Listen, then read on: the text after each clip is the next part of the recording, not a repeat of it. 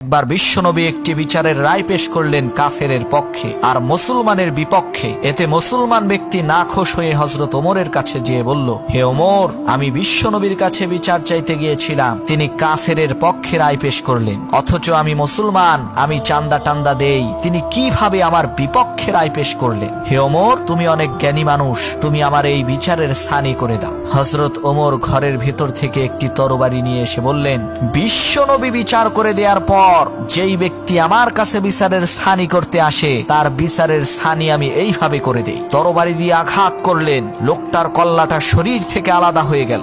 সমগ্র আরবের মধ্যে সংবাদ ছড়িয়ে পড়ল যে হযরত ওমর মুসলমান হত্যা করেছে। বিশ্বনবীও চিন্তিত। এদিকে আরশে আজিম থেকে মহান আল্লাহ রব্বুল আলামিন হযরত ওমরের কাছে খুশি হয়ে গেলেন। তিনি পবিত্র কোরআনের আয়াত নাজিল করে বললেন, হে নবী, আপনার রবের কসম, এই ব্যক্তি মুমিন ছিল না, সে ছিল মুনাফিক।